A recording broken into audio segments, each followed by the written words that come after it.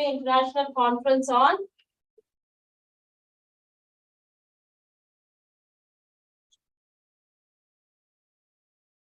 Disruptive Technologies for Multidisciplinary Research. We have with us Ms. Reena Dayananda.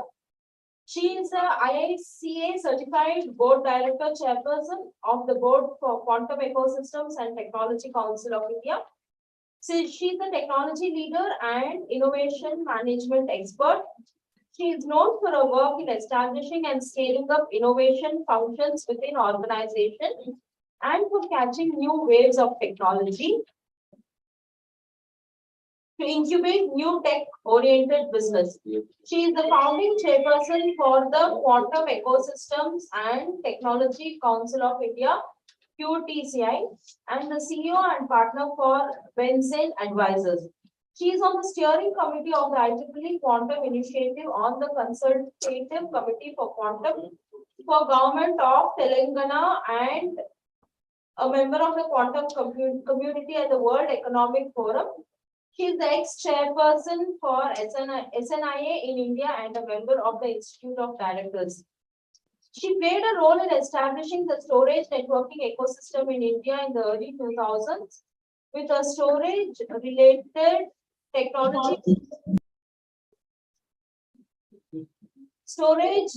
technology business roles in TCS and as the chair for the Storage Networking Industry Association in India. She has several patents to her credit and is a sought-after speaker and consultant on quantum emerging technology, impact of technology on business and society, innovation management, and innovation leadership. She is an author. Her book, Innovation Management, is a guide to creating and managing innovation management functions within organizations. Her report on innovation governance board imperatives has been published and referred to by many organizations. Reena is passionate about emerging technology and the role that it can play in shaping of society, business, economics. Through a new podcast series called Thought Integrators, there's a podcast series. Reena is bringing emerging technology and its implications closer to citizens so that they can form opinions and choose to play an active role. Good morning, Ms. Reena. We welcome you to your talk. The dais is open to you. Thank you very much for inviting me. I'm just going to share my screen because I'm going to be using a PPT as a base for my discussions. And so the topic that and first of all, I want to thank IEEE and Pushpa and the team that is organizing this event. A very big thank you for giving me the opportunity to talk more about quantum. Quantum is an emerging technology, and more and more people are getting aware of it. But I'd like to use every opportunity to spread the message more, especially with engineering communities, because they're direct stakeholders for taking this area of science and technology forward. So the topic that I'm going to be talking about today is around quantum computing, quantum technology, and its associated use cases and applications. Very often people ask me to talk about basics in quantum, but I think there's a fair amount of people who are now aware of what quantum is, and I wanted to take the discussion a little deeper into the kind of use cases and applications that are relevant and what we should be looking at. I will give a brief introduction to the technology itself, though. Before I get into that, so what is QETCI, or the Quantum Ecosystems and Technology Council of India? It's a not-for-profit Section 8 company, which was set up 1.5 years ago.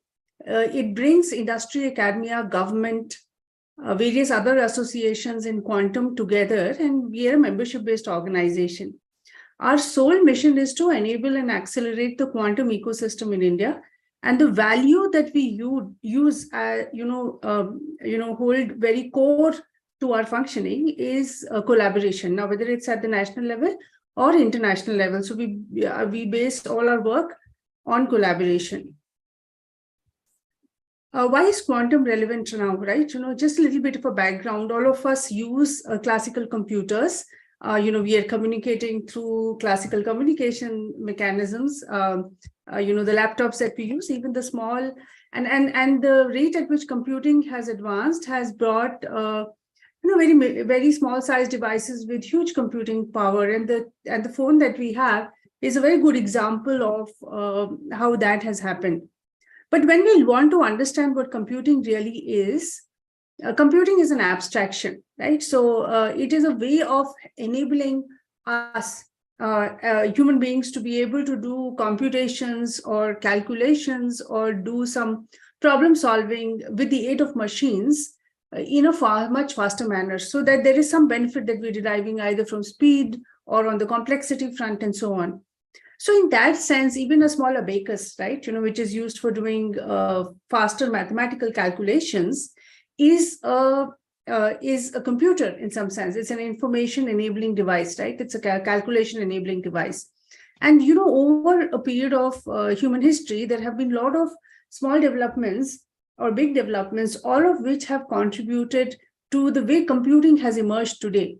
And while everything did not start off by a direct jump into understanding semiconductor technology and looking at computing, there's a whole lot of other stuff that happened, which is depicted in this picture, like the abacus or the printing press, which is sort of like an I/O. If you really look at it, it's a mechanism for inputting data and then outputting data in a written format. That's your first display screen. I mean, stretching the word display screen by a certain amount, but that's what it means. In terms of the semiconductor technology itself, the first point contact transistor was invented in 1947.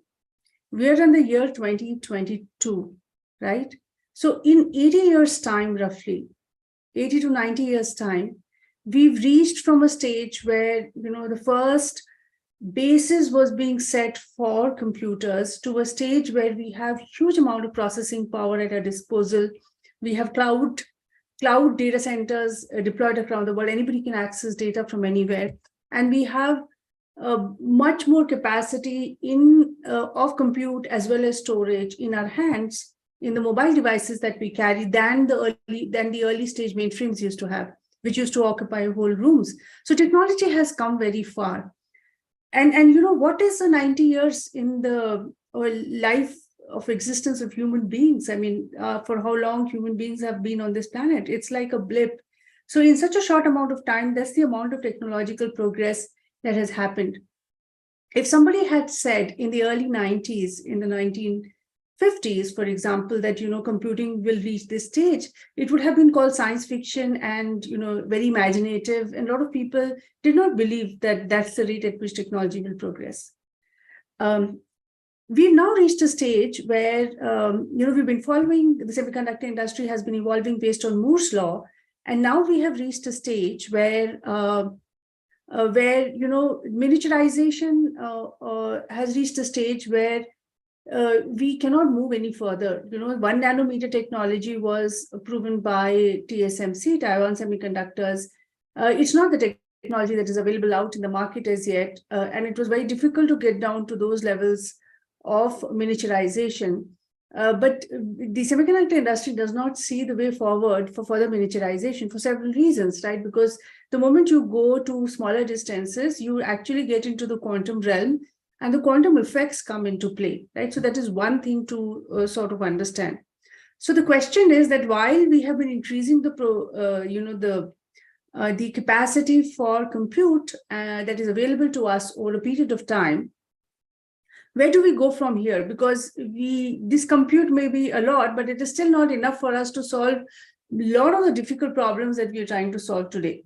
And what are those difficult problems? For example, how does the human brain work? In order to map 1 centimeter by 1 centimeter of the human brain, and to be able to simulate all the neurons that exist in that small space, it requires a huge amount of supercomputing power and a lot of storage to be able to do that. And as of today, it's impossible to map the entire human brain with the capacity that we have. So these are the list of kind of problems which are not solvable with the current compute capacity in a reasonable manner, and hence, what is the alternate technology? So the scientists have been focusing on, in the last few decades or more, on various alternate technology options like neuromorphic computing, molecular electronics, quantum computing, DNA-based computing, and out of which it, everybody believes that quantum computing is the most promising. And there is a lot of money that is being pumped into this technology, both by governments around the world and the private sector, right? So, I mean, this is where everybody is betting on right now. So what is quantum computing? And I'm just doing this brief overview so that we set the context for quantum, and we'll jump into the use cases later. Quantum computing applies the properties of quantum physics, obviously, to process information. Now, and quantum physics is a little weird, right? I mean, it's weird in the sense that we are talking about, if you remember your I'm assuming a lot of students are here, and even industry professionals who are hearing this, many of them come from an engineering background or a science background. So if you recall your class, high school and 11th and 12th physics that you learned,